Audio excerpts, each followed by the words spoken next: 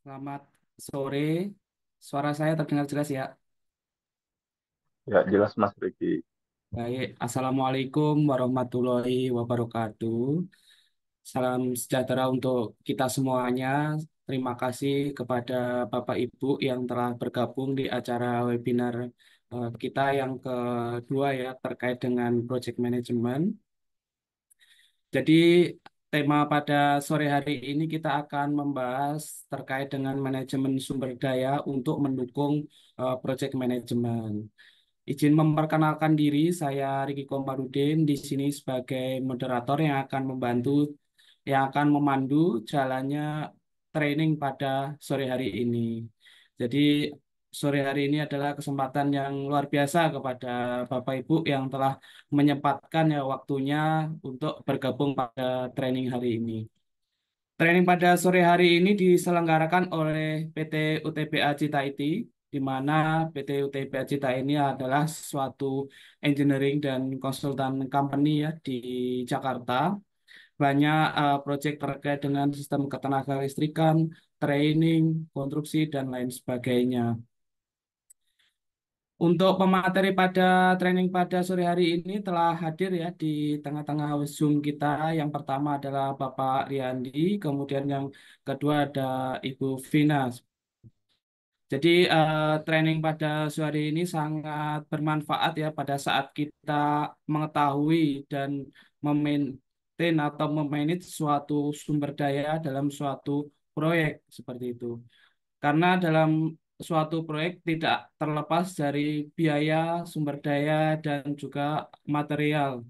Jadi mengatur sumber daya atau resource ini adalah suatu teknik atau knowledge khusus yang memang harus kita miliki sebagai seorang manajer. Baik, untuk mempersingkat waktu, izinkan saya untuk menyampaikan atau menceritakan ya untuk profil masing-masing dari pembicara. Yang pertama ada Bapak Riyandi, MT MPR IPM Masen Eng, ACPE. Beliau ini pendidikan dari S1 Teknik Elektro ya dari Institut Teknologi Bandung dan lulus 2011. Kemudian S2 Teknik Elektro dari ITB lulus 2022 dan saat ini ongoing untuk program doktor di Teknik Elektro ITB. Beliau bergabung di Sukovindo ya sejak 2011 seperti itu. Nah, ini sangat banyak terkait dengan eh, posisi dan ya bidang yang telah didalami. Jadi selain di Sukovindo, beliau juga sebagai Executive Advisor UTB Cita IT sendiri. Kemudian yang kedua ada Ibu Vina Seimah Masna, STMT. Beliau ini adalah dosen ya di Teknik Industri Universitas Esa Unggul. Jadi untuk background pendidikannya yang pertama ada dari S1 Teknik Industri ya dari Institut Teknologi Nasional Bandung dan lulus pada tahun 2017. Kemudian program magisternya dari ITB dan lulus tahun 2021. Beliau ini bergabung di Universitas Esa Unggul sejak 2022, 2021, 2022 genap. Ini referensinya dari website Esa Unggul seperti itu.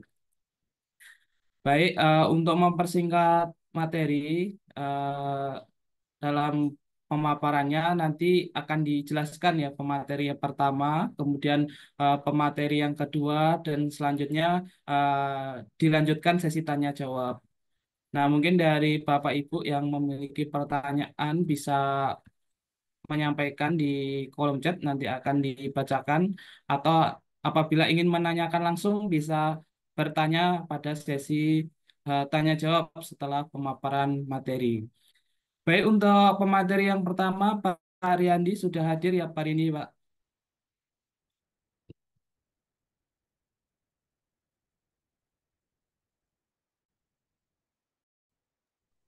Ya, selamat sore Mas Riki.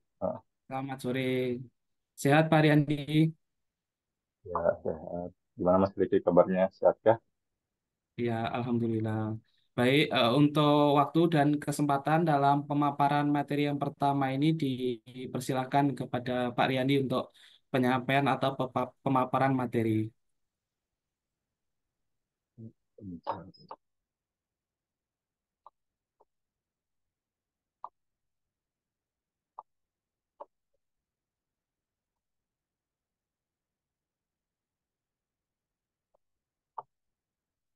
Ya, materinya udah kelihatan kan? Iya, sudah tertampil. Ya, oke. Ya, selamat sore rekan-rekan semuanya. Pada kesempatan training kali ini, saya akan mempresentasikan tentang pengenalan manajemen aset dan proyek.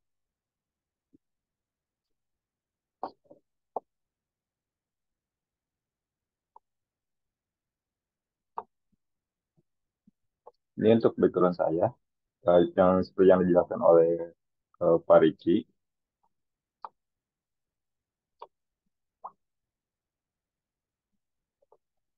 Dan kali ini kita akan membahas tentang manajemen aset dan manajemen proyek ya sedikit.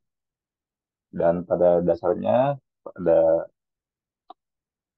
sekarang itu sedang pembangunan berkelanjutan ya, sustainable development. Pembangunan berkelanjutan itu adalah pembangunan yang memenuhi kebutuhan masa kini tanpa mengorbankan kemampuan generasi mendatang untuk memenuhi kebutuhan mereka sendiri.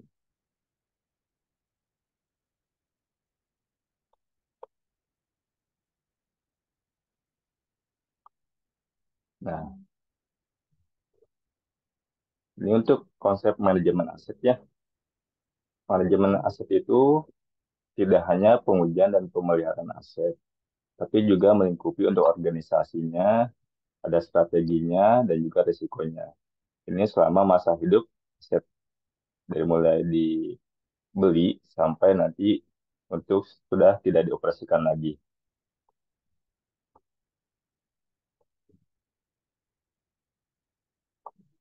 Dan untuk memenuhi sustainable development ini, nanti dapat dipelajari tentang life cycle assessment, LCA. Life cycle assessment ini atau penilaian siklus hidup adalah alat untuk evaluasi sistematis aspek lingkungan suatu produk atau layanan melalui semua tahap siklus hidupnya.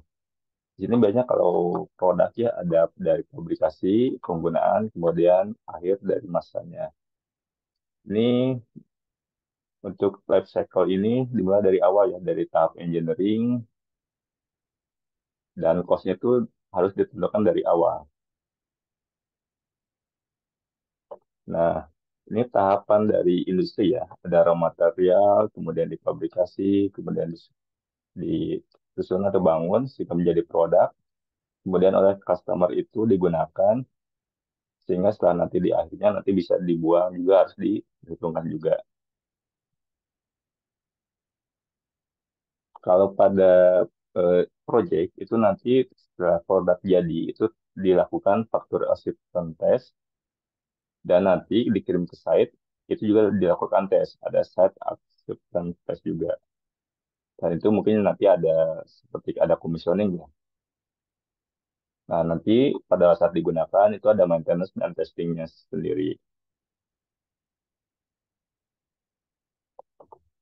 Nah, untuk manajemen aset ini melingkupi bukan hanya proses ya, ada juga materialnya, personalnya, peralatan, sistem, pemeliharaan, investasinya, sehingga nanti menghasilkan hasil yang menguntungkan bagi perusahaan secara keuangan. Jadi ruang lingkupnya sebenarnya sangat luas.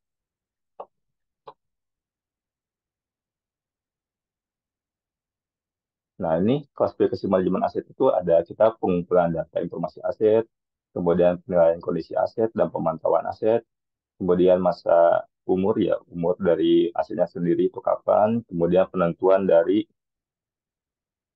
proses untuk pemeliharaannya, kemudian pengambilan keputusan apakah nanti ketika sudah dites asetnya itu akan dibuang selesai masa umurnya atau mungkin nanti dilanjutkan lagi dengan perbaikan. Dan untuk secara teknikal itu kita ada di sini. Service provider itu doing the right thing.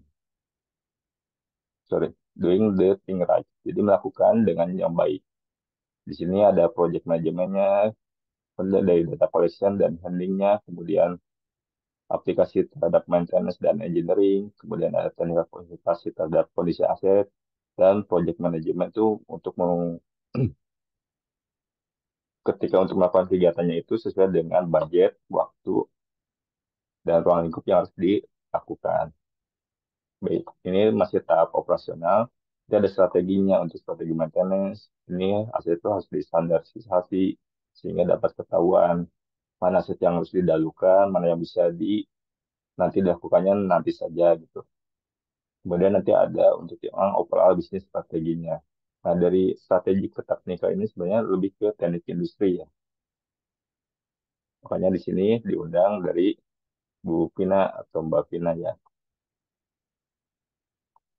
untuk lebih jelas sebenarnya. Kemudian untuk manajemen project. Apa sih project? Project adalah upaya sementara untuk menciptakan produk, layanan, atau hasil yang unik. Jadi setiap project itu unik. Dan manajemen project adalah penerapan pengetahuan, keterampilan, alat, teknik pada aktivitas project untuk memenuhi persyaratan project. Ini kalau aktivitasnya itu dapat lihat di sini untuk project ya.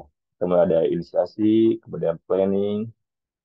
Nah, nanti kebanyakan itu kegiatan itu di eksekusinya. Ini biasanya yang orangnya paling sibuk itu di sini eksekusinya. Tapi nanti setelah eksekusi ada closingnya. Ini yang menyesuaikan terhadap persyaratan proyek. Waktu untuk proyek itu kan tergantung dari ruang lingkup proyek itu tersendiri.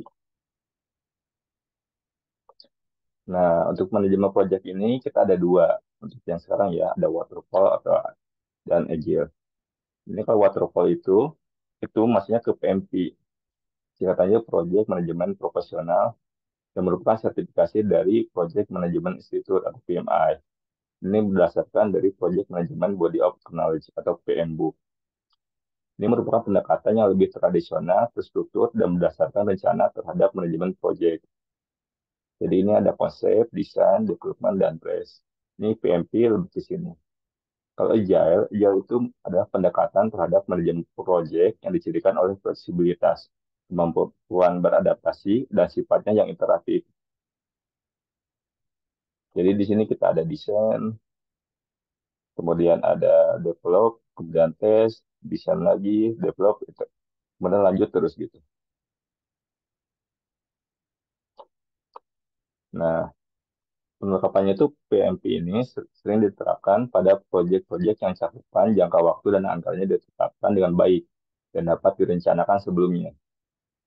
PMP ini menekankan terhadap perencanaan proyek yang terperinci, ada manajemen risiko, dan kepatuhan terhadap jadwal proyek yang telah ditentukan sebelumnya. Jadi di sini yang proses prediktif ini merupakan dari PMP ya. Ini dibatasi oleh ruang lingkup dan didorong oleh rencana. Jadi yang diestimasi itu biaya dan jadwalnya. Ini yang diestimasi. Untuk yang PMP itu ada di sebelah sini. Kalau yang agile atau proses adaptif ini biasanya digunakan dalam proyek-proyek yang persyaratannya dapat berubah dan produk atau solusi akhir tidak ditetapkan dengan baik pada outputnya. Sorry, ini aja. Fokusnya pada penyampaian nilai secara bertahap, ini agile ya, dan melibatkan pemangku kepentingan di seluruh proyek. Jadi pada proses yang agile ini dibatasi oleh jadwal dan biaya. Jadi yang kita tawarkan itu nilainya. Yang diestimasi itu ruang lingkupnya, ini produknya nanti atau layanan itu mau sampai mana ini yang dibatasi ruang lingkup.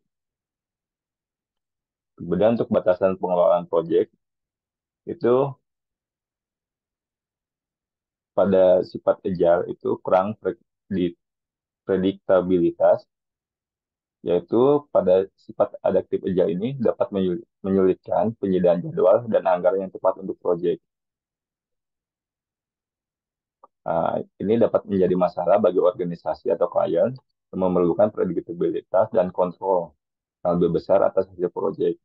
Jadi kalau ada perlu kontrol dan pengen dapat diprediksi, itu lebih baik memakai PMP.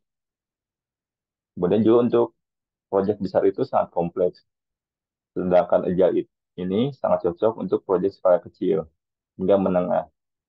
Jadi untuk yang proyek-proyek yang skala besar itu biasanya memakai PMP. Kemudian ada kebutuhan untuk dokumentasi dan kepatuhan. Ini beberapa industri dan proyek memerlukan dokumentasi yang ekstensif dan kepatuhan terhadap peraturan dan keterlacakan. Nah, pada proses agile ini fokusnya itu pada hasil output, sehingga dokumentasi itu minimal. Nah, ini sehingga juga butuhnya dokumentasi dan kepatuhan, lebih fokusnya ke sana, itu memakai PMP. Dan fokusnya pada hasil output yang diinginkan, itu bisa memakai dengan agile.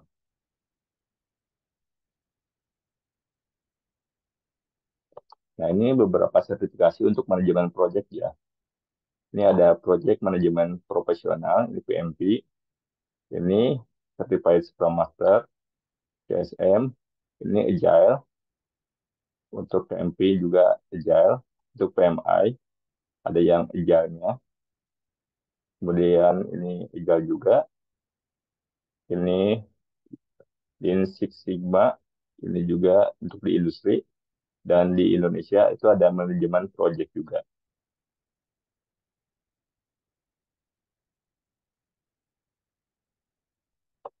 Ya, demikian dari saya.